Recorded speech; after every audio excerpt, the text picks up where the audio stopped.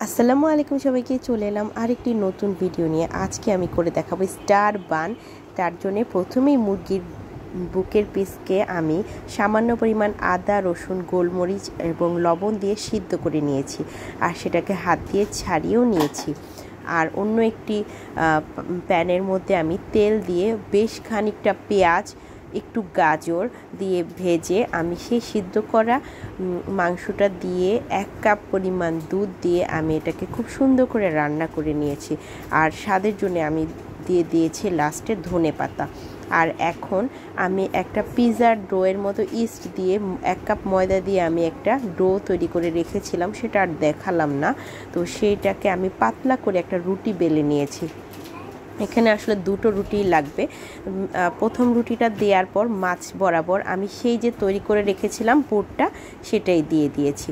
আর এটাকে একটু ছড়িয়ে ছড়িয়ে দিব যাতে এটার নিচের ইয়াটা রুটির মধ্যে খুব সুন্দরভাবে বসে যায়। তারপর আমি আরেকটি যে রুটি বেলে রেখেছিলাম সেটা জাস্ট উপর দিয়ে বসিয়ে দেব। এরপর সাইডে কাঁটা চামচ দিয়ে আমি এটাকে একদম সিল করে নিচ্ছি যাতে আমার ভিতরের পুরটা বের না হয়ে আসতে পারে। আর সুন্দর করে এটা এভাবে দেওয়ার পর আমি মাছ বরাবর আঙ্গুল দিয়ে যেভাবে একটু ট্যাপ করে নিলাম। এরপর ছুরির যে উল্টা পাশটা সেটা দিয়ে আমি সাইড দিয়ে একটু দাগ কেটে নেব। এটার জন্যে আসলে আমার স্টার বানের যে শেপটা সেটা চলে আসবে। যখন বেক হয়ে যাবে তখন ফুলার পর এই অংশগুলো ফাঁকাই থাকবে, তখন দেখতে কিন্তু স্টার বানের যে শেপটা সেটাই থাকবে। আর উপরে দিয়েছি কালারের জন্য ডিমের কুসুমের সাথে 1 চামচের মতো গুঁড়ো দুধ দিয়ে আমি একটা পুর রেডি একটা উপর দিয়ে আমি একটু ব্রাশ করে দিয়েছি। আর সৌন্দর্যের জন্য দিয়ে দিলাম সাদা তিল। এখন ওভেনের 180 ডিগ্রি সেলসিয়াস তাপমাত্রায় আপ ডাউন হিট অন করে 20 মিনিটসের জন্য আমি বেক করে নিলাম।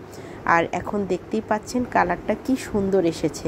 আর ওই যে আমি যে স্টার বানের জন্য কাট করে রেখেছিলাম, একটা শেপ দিয়ে রেখেছিলাম, সেটার উপর দিয়ে আমি জাস্ট একটু ছুরি দিয়ে পিস করে নিলাম, কারণ এটা এভাবেই কাটতে হয়।